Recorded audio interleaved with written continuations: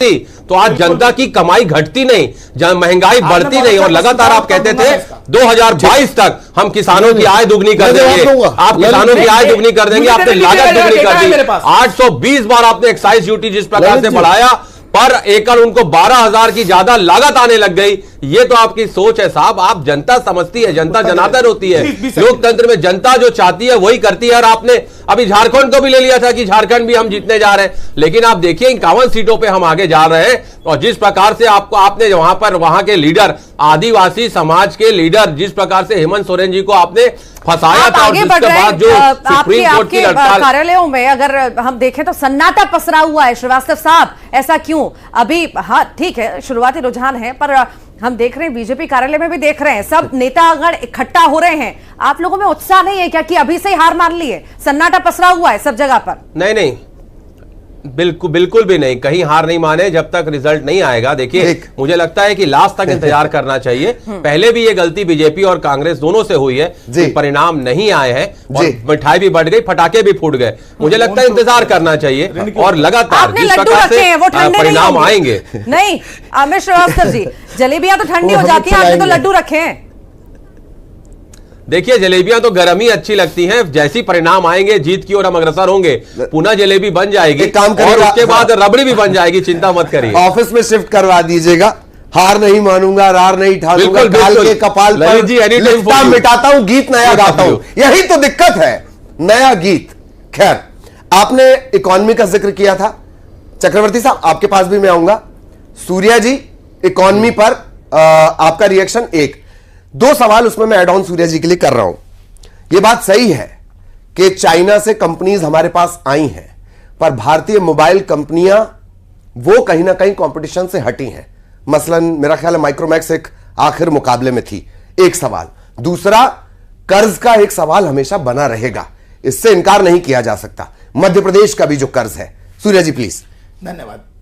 देखिए, कर्ज दो तरीके का होता है, आप समझिएगा। अभी श्रीवास्तव साहब ने जो देश के ऊपर कर्ज बताया, 2004 से 14 तक इस देश के ऊपर जो कर्ज था, उस कर्ज के अंदर 80% हिस्सा जो था वो विदेशी कर्ज का था। आप इस चीज को अंडरलाइन कीजिएगा। और आज जो भारत के अंदर कर्ज है, मैं कहूंगा देश के जितने भी लोग सुन रहे हैं वो गूगल करें, जितना कर्ज आज देश में है उसमें से घरेलू बैंकों का कर्ज 80% है, और बाकी जो 20% कर्ज भी है यदि देश के अंदर, तो वो किस लिए लिया गया? इंफ्रास्ट्रक्चर डेवलपमेंट के लिए लिया गया। ज्यादातर जो कर्ज है वो जापानीज बैंक का है। इस देश की 26 सिटीज के अंदर आज मेट्रो चल रही है। देश के अंदर 170 से ज्यादा इंटरनेशनल एयरपोर्ट जो है ऑपरेशनल हो चुके हैं। कितने सारे IIM बने हैं, IIT बनी है, एम्स बने हैं। एक्सप्रेसवे, 26 एक्सप्रेसवे आज की डेट में देश में ऑपरेशनल हैं पिछले 10 साल में। ये कहां से बना? देश के अंदर इंफ्रास्ट्रक्चर डेवलप करने के लिए यदि कर्ज लिया जा रहा है तो वो कर्ज नहीं है, वो इन्वेस्टमेंट है। लेकिन इनके शासनकाल में क्या था? देश के अंदर देश का सोना, आप सोचिए, ये ज्ञान दे रहे हैं यहां बैठकर इकोनॉमिस्ट बनकर। अरे भैया, देश का सोना किस सरकार ने गिरवी रखा था, जरा ये भी बता दीजिए मुझको। नरेंद्र मोदी तो अमेरिका से बैंक ऑफ ब्रिटेन से लेके आए 100 टन सोना भारत के अंदर वापस। आपके समय में जो RBI गवर्नर थे रघुराज रामन, आज वो भी ये बोल रहे हैं भारत की अर्थव्यवस्था बहुत मजबूत हो गई है, क्योंकि आपके शासनकाल में फोन बैंकिंग के माध्यम से फोन करेंगे और करोड़ों रुपए के लोन मिल जाते थे। आज ऐसा कुछ है नहीं। आज भारतीय बैंकों की जितनी भी बैलेंस शीट्स है वो डबल फेस बैलेंस शीट नहीं है, असली अलग और दिखाने के लिए अलग जो है सामने है। और भारतीय एक बार फिर जीतने में सफल होती दिखाई दे रही है, चाहे महाराष्ट्र का चुनाव हो, ठीक है डॉक्टर यादव को सुन लेते हैं, चुनाव हो, बाकी उपचुनाव हो। यशस्वी प्रधानमंत्री के नेतृत्व में जनता पूरा विश्वास भाजपा भी व्यक्त कर रही, मेरी अपनी ओर से बधाई।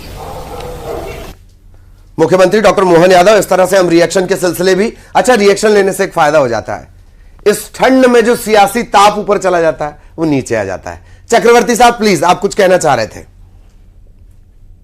जी वही कह रहा था, जैसे सूर्या जी ने कहा है कि पहले किसी का वेतनमान 50 रुपए में पूरा घर चलाता था। साहब, ये 21वीं सदी है, आज हम 2024 में हैं। आप कर्ज की बात करते हैं तो आप देखिए कि पहले भारत अंतर्राष्ट्रीय मुद्रा कोष और विश्व बैंक के उनके शर्तों पर ऋण लिया करती थी जब कांग्रेस की 60 वर्षों का शासन था। आज हम पेट्रोल अपने शर्तों पर आयात करते हैं अमेरिकी धमकियों के बावजूद। आज हम क्रूड ऑयल से लेकर तमाम जो खनिज है अपने शर्तों पर आयात और निर्यात करते हैं। वो समय था साहब कि जब अफगानिस्तान का राष्ट्रपति नजीबुल्लाह कहता था कि मैं भारत में शरण लेना चाहता हूं, तो प्रधानमंत्री भारत के कहते थे कि पाकिस्तान नाराज हो जाएगा, नहीं ला सकते।